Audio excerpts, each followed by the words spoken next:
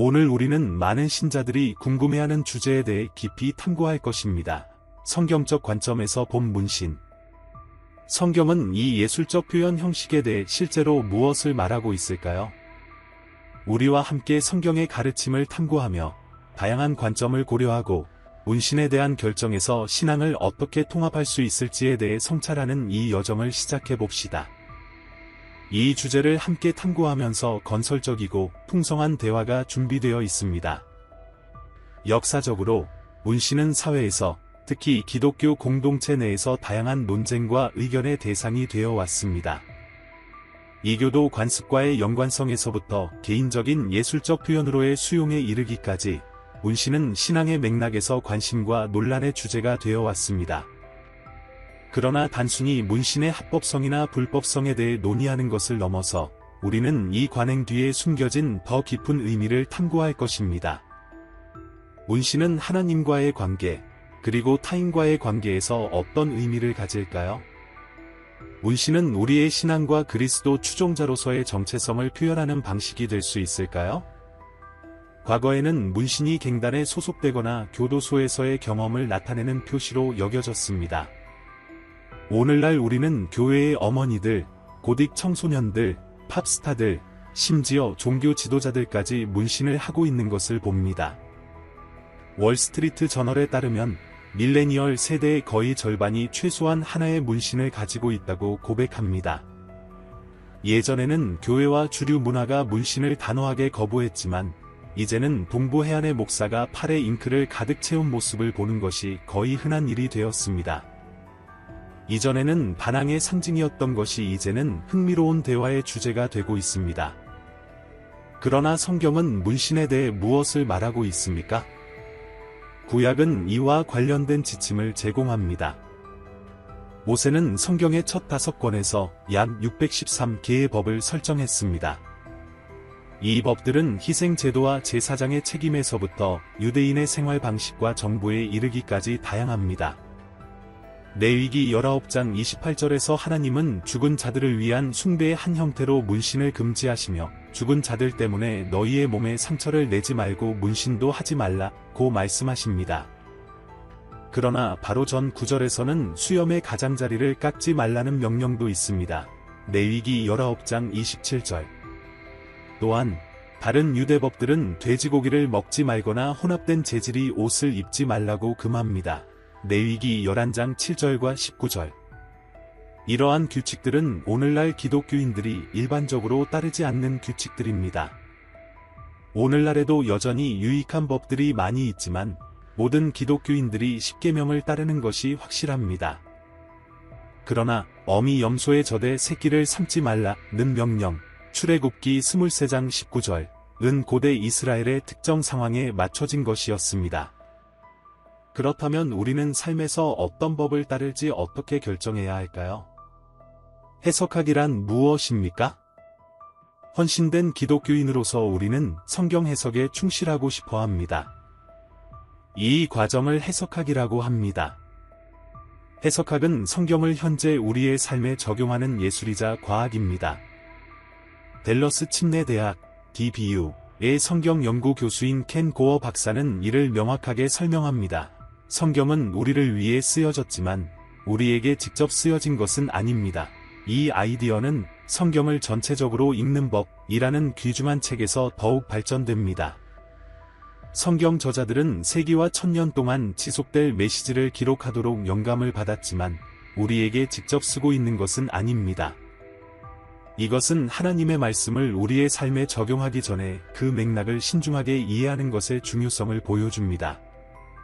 예를 들어 빌립보서 4장 13절을 단순히 우리가 무엇이든 시도하면 해낼 수 있다는 보장으로 해석해서는 안 됩니다. 물론 하나님은 기적을 행하실 수 있는 능력을 가지고 계시며 누군가가 르브론 제임스와 농구 한 경기를 할 때 이길 수 있게 하실 수도 있습니다. 그러나 그것이 이 구절의 주요 메시지는 아닙니다. 누군가 그와 경기를 한다면 아마도 질 것입니다. 그렇다면 무슨 일이 일어나고 있습니까? 하나님이 우리가 원하는 모든 것을 할 수 있을 만큼 충분한 힘을 주지 않으시는 걸까요? 켈리 에드미스터는 빌립보서 4장 13절을 예로 들어 해석하게 대한 유용한 소개를 제공합니다. 레위기의 책에서 하나님의 백성은 방금 이집트에서의 압제에서 해방되었습니다. 모세가 이스라엘을 인도하는 동안 하나님은 그들과의 관계를 바탕으로 한 정체성을 구축하기 위해 법을 주셨습니다.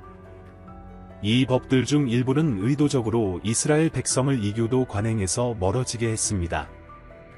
오늘날 하나님의 백성인 기독교인들은 메시아닉 유대인을 제외하고 코셔 음식을 먹지 않고 직무를 혼합하지 않는 것을 피하지 않으며 일반적으로 옆머리를 면도합니다. 그렇다면 왜 우리는 구약의 일부 법은 따르고 다른 법은 따르지 않을까요? 새로운 언약 이후 특정 법의 적용 가능성에 대한 큰 논쟁이 있습니다. 때때로 신약은 특정 변화를 명시적으로 허용합니다. 예를 들어 마가복음에서 마가는 예수께서 모든 음식을 깨끗하게 하셨다고 기록합니다. 마가복음 7장 19절. 다른 경우 성경은 우리가 옛 유대법에서 해방되었고 더 이상 희생 제도를 따를 필요가 없다고 말합니다. 그러나 예수님은 여전히 간음을 정죄하시며 간음만큼 음욕도 죄라고 말씀하시며 더 나아가십니다. 마태복음 5장 27절에서 29절. 성경적 맥락에서 문신 금지는 그 신성한 지시의 이유에 대해 성찰하게 만듭니다. 이 금지의 의미를 완전히 이해하기 위해서는 그것이 주어진 역사적, 문화적 맥락을 고려하는 것이 중요합니다. 이 말씀이 쓰여졌을 때 이스라엘 백성이 살았던 사회는 하나님이 가증하다고 여기시는 종교적, 문화적 관습에 몰입해 있었습니다. 이러한 관습 중 많은 부분이 신체 변형, 특히 문신을 포함하여 이교도 신들을 숭배하거나 죽은 자들을 위한 애도의식으로 행해졌습니다. 하나님의 지혜로 이 지시는 그분의 백성을 그들을 둘러싼 이교도 풍습과 관습으로부터 보호하기 위해 주어졌습니다. 하나님은 문신을 금지하셨고 이는 이스라엘 백성이 주변 세계와 구별되도록 부르신 거룩함의 더 넓은 요청의 일환이었습니다. 이 질문은 우리에게 이렇게 묻도록 만듭니다. 이러한 우려와 문화적 맥락이 현대 사회에서도 동일하게 적용될까요? 이 금지 사항을 현대적 맥락에서 생각할 때 우리는 문신이 여전히 성경적 원칙에 반하는 종교적 또는 문화적 관행과 관련이 있는지 고려해야 합니다. 또한 문신을 하고자 하는 우리의 욕구가 성경적 가르침에 따라 성령의 성전인 우리 몸에 대한 적절한 경외심을 반영하는지 검토해야 합니다. 궁극적으로 이러한 성찰은 현대 사회에서 문신이 여전히 하나님이 우리에게 요구하시는 거룩함과 가치를 벗어나는지를 분별하게 합니다. 히브리어로는 문신이라는 단어가 명확하지 않습니다. 일부 성경 번역에서는 애매한 히브리어 단어를 문신으로 번역하는데 실제로 그 단어는 더 모호합니다. 히브리어 단어 카카, 케커는 절개 또는 표시를 의미할 수도 있습니다. 일부 학자들은 이 단어를 표시로 해석하며 완전히 문자적으로 해석한다면 이는 어린이들이 축제에서 받는 일시적인 문신이나 손등에 메모를 쓰는 것조차 금지하는 것일 수 있습니다. 새 언약 이후 일부 법의 적용 가능성에 대한 큰 논쟁이 있습니다. 그러나 대부분의 히브리어 학자들은 카카가 피부를 뚫어 잉크를 주입하여 영구적인 표시를 만드는 행위를 의미한다고 동의합니다. 그 당시에는 문신이 감염과 기타 건강 위험을 더 초래할 가능성이 컸지만 이것이 구약에서 문신을 금지한 주요 이유는 아닐 것입니다. 이스라엘 백성은 왜 문신을 할 수 없었을까요? 앞서 언급한 것처럼 많은 법은 이스라엘 백성을 주변의 이교 문화에서 분리하고 그들이 이집트의 관습을 잇도록 돕기 위한 것이었습니다. 오랫동안 주석가들은 문신 금지가 하나님의 창조물에 대한 경외와 관련이 있다고 믿었습니다. 10세기 루터교 학자인 칼 프리드리히 케일과 프란츠 델리치, 그리고 1876년에 프레더릭 가디너가 지적했듯이 이 구절은 인간의 존엄성을 모독한다고 보았습니다. 많은 보수적인 주석가들은 문신을 금지하는 법이 하나님의 선한 창조물인 우리의 몸을 침해하는 것과 관련이 있다고 말했습니다. 그들의 입장은 이해할 수 있지만 이제 우리는 이 법이 아마도 이스라엘 백성이 이교도의 숭배와 연관되지 않도록 하고 그들이 종살이에서 벗어나도록 돕기 위해 주어졌다는 것을 알게 되었습니다. 역사적으로 이 시기에 문신과 관련된 두 가지 주요 관행이 있었던 것으로 보입니다. 그 당시 일부 문신은 노예 제도와 관련이 있었습니다. 최근 연구에 따르면 이집트에서 문신은 노예를 표시하는 데 사용되었다고 합니다. 하나님이 이스라엘 백성을 노예 상태에서 해방시킨 후 그들은 결코 이집트의 노예로 자신을 여겨서는 안 되었습니다. 또한 유대교 랍비들은 이후 문신을 우상 숭배와 이교와 연관지었습니다.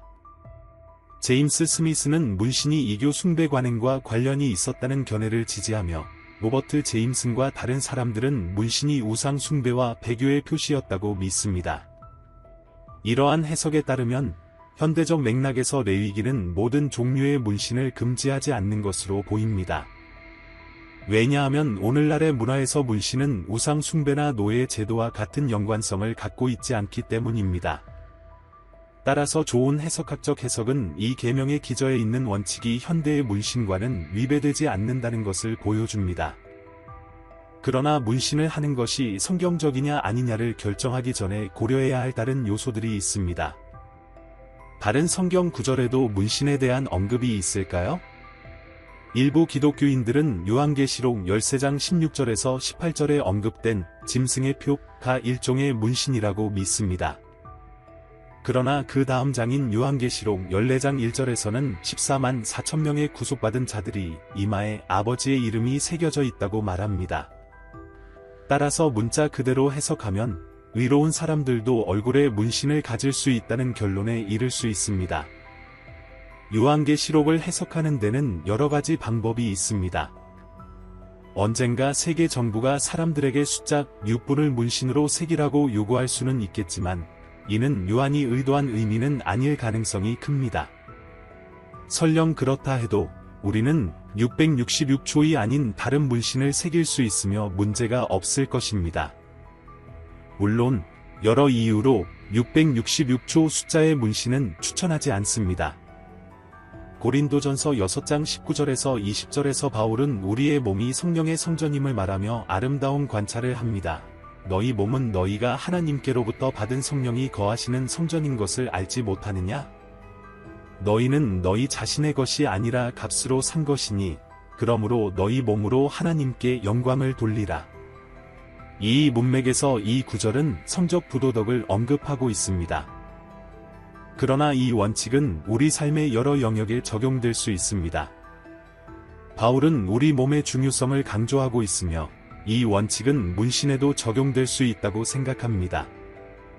적절한 적용은 우리가 몸에 새기는 문신을 통해 하나님께 영광을 돌려야 한다는 것입니다.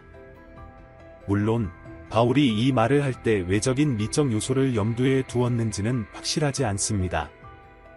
만약 그랬다면 성전들은 종종 복잡한 카페트와 그림들로 매우 장식되어 있으므로 이 구절이 문신을 금지하는 것으로 보이지 않습니다.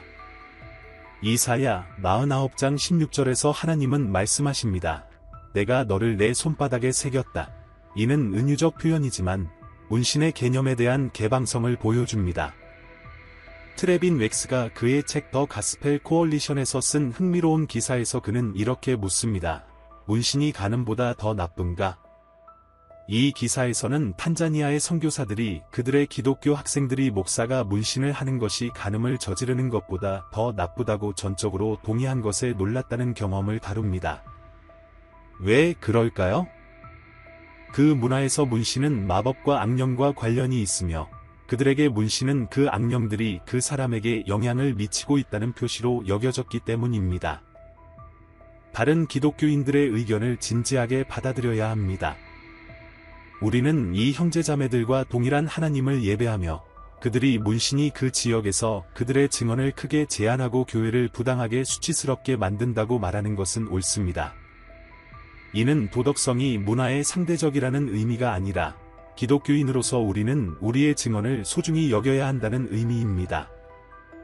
다른 문화적 맥락은 때로는 성경의 텍스트를 다르게 적용하고 동일한 영원한 진리를 다르게 살아가도록 요구합니다. 기독교인들은 죄가 아닌 문화적, 민족적 표시를 유지할 수 있습니다. 복음, 즉 좋은 소식은 유대인과 이방인 모두를 위한 것입니다. 이 포함은 바울에게 신학적으로 매우 중요한 점입니다. 갈라디아서의 편지는 주로 기독교로 개종하면서 유대법과 민족적 표시를 추가한 유대 기독교인들을 향해 쓰였습니다. 바울은 이것이 전적으로 잘못된 것이라고 말합니다. 어리석은 갈라디아 사람들아, 누가 너희를 미혹하였느냐? 예수 그리스도께서 십자가에 못 박히신 것이 너희 눈앞에 밝히 보이거늘. 갈라디아서 3장 1절. 같은 장에서 그는 또 말합니다. 너희는 유대인도 헬라인도 없으며 종도 자유인도 없으며 남자도 여자도 없나니 너희 모두가 그리스도 예수 안에서 하나이니라. 갈라디아서 3장 28절. 그는 또한 고린도전서 8장 9절에서 이방 신들에게 바쳐진 고기를 먹을 수 있는지와 같은 회색지대의 많은 문제들이 우리를 나눠서는 안 된다고 말합니다. 문신 역시 이러한 주제 중 하나여야 합니다. 성경에서 많은 주제가 명확하게 죄로 간주되지만 문화에 관계없이 문신이 우리의 증언을 해치지 않는다면 이는 그 문제들 중 하나가 아닌 것 같습니다. 제가 기독교인이라면 문신을 할 수 있을까요? 신자로서 문신을 하기로 결정했다면 성경이 문신에 대해 말하는 몇 가지 원칙을 확실히 따를 필요가 있습니다. 하나님을 영화롭게 하는 좋은 기술로 이루어진 문신조차도 신중하고 지혜롭게 선택해야 합니다. 왜냐하면 문신은 영구적이기 때문입니다. 10% 이상의 사람들이 문신을 한 것을 후회한다고 합니다. 따라서 문신을 어디에 할지 신중하게 결정해야 합니다. 문신은 여전히 건강상의 위험을 제기하며 문신을 하지 말라는 원칙은 주로 그것이 노예제도, 우상 숭배, 이교와 연관되어 있기 때문입니다. 현대적 맥락에서 우리는 문신의 내용이 그러한 주제와 관련이 없는지 확인해야 합니다. 만약 우리가 무언가를 우상시하여 문신을 한다면 그것은 죄의 반영이 될 것입니다. 하나님께서 우리를 해방시키신 것과 관련된 문신은 하지 말아야 합니다. 갈라디아서 5장 1절. 그것이 당신의 증언을 해치거나 분열을 초래할 것이라면, 특히 문신이 이교와 연관된 문화에서 산다면 그것을 피해야 합니다. 고린도전서 8장 13절. 결론적으로 우리는 이교와 관련된 문신이나 그리스도의 가르침에 반하는 문신을 해서는 안 됩니다. 지혜, 성령, 그리고 신앙 공동체가 각각의 상황에 대한 세부 사항을 판단하는 데 도움을 줄 것입니다. 요약하자면 일부 기독교인들은 레위기의 문신 금지가 하나님께서 우리의 자연적인 몸을 침해하지 않기를 원하시기 때문이라고 주장할 수 있습니다. 이 입장은 문제를 안고 있으며 문맥을 충분히 설명하지 않습니다. 성경 연구는 구약에서 문신을 금지한 것이 아마도 이교와 노예제도와 연관이 있음을 보여줍니다. 문신을 원하는 사람들에게 여전히 지침이 되어야 하는 것은 어떤 특정한 문신을 할 것인가에 대한 성찰입니다.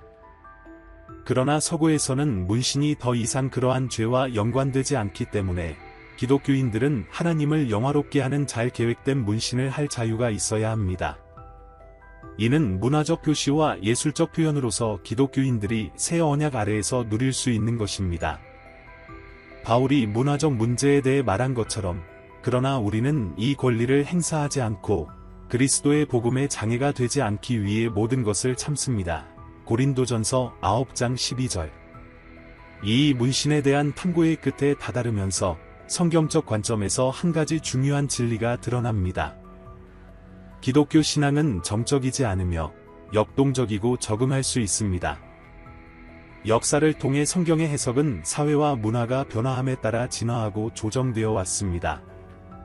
이런 의미에서 문신에 대한 우리의 이해와 다른 현대적 문제들은 깊은 분별력과 신중한 성찰에 의해 형성되어야 하며, 이는 하나님의 사랑, 정의, 은혜라는 영원한 원칙에 뿌리를 두어야 합니다. 이 연구에서 배울 수 있는 한 가지 교훈은 문신과 같은 개인적인 표현에 대한 결정에서 지혜와 민감성을 갖고 분별하는 것이 중요하다는 것입니다. 기도, 성찰, 그리고 신앙 공동체와의 상담을 통해 우리는 성령의 인도를 구하며 그리스도에 대한 우리의 헌신과 하나님을 영화롭게 하려는 우리의 부름을 반영하는 결정을 내릴 수 있습니다. 마지막으로 문신과 같은 문제에 대한 우리의 의견 차이를 넘어 우리는 서로 사랑하고 그리스도 안에서의 연합을 유지하라는 부름을 받았습니다. 이 주제에 대한 우리의 탐구가 각 사람이 하나님의 사랑받는 아들, 딸로서 가치 있고 존중받는 포용적이고 동정심 많은 신앙 공동체를 키워가는 데 영감을 주기를 바랍니다. 이제 저와 함께 기도하시겠습니까? 사랑하는 하늘 아버지, 오늘 우리는 감사와 겸손한 마음으로 주님의 임재 안에 모였습니다. 우리를 언제나 감싸주시는 주님의 무조건적인 사랑에 감사드리며 어려운 순간마다 우리를 지탱해 주시는 주님의 은혜에 감사드립니다. 어두운 길에서 우리의 길을 밝히시는 주님의 빛에도 감사드립니다. 우리가 이 기도의 시간 동안 주님의 임재 속에 더 깊이 들어갈 수 있도록 인도해 주시기를 간구합니다. 주님, 우리를 강하게 하시고 인도해 주십시오. 우리의 기도에 성령을 부어 주시고 평안과 위로로 우리를 채워 주십시오. 주님의 뜻을 이해하는 데 도움이 되도록 성령님께서 우리를 이끌어 주시기를 기도합니다. 우리가 우리의 간구와 걱정을 주님께 올려드리며 주님의 지혜와 완전한 사랑을 믿고 주님의 뜻에 따라 응답해 주시기를 간구합니다. 사랑하는 아버지, 우리의 마음속 소망과 주변 사람들의 필요를 아시는 주님, 우리가 시련을 겪을 때 우리의 피난처와 요새가 되어 주시고 우리가 직면하는 도전 속에서 희망과 믿음으로 우리를 채워주시기를 기도합니다.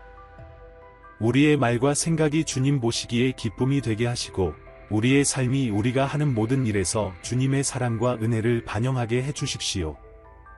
예수님의 이름으로 기도합니다. 아멘. 이제 여러분께 질문을 드립니다. 이 상황을 어떻게 해결하셨고 하나님과의 관계에서 어떤 결론을 내리셨습니까? 경험과 전략을 나누는 것은 서로에게 큰 도움이 되고 성장의 기회가 될 수 있습니다. 여러분의 생각을 나누시길 격려합니다. 이 영상을 보시고 도움이 되셨다면 구독해 주시기를 부탁드립니다.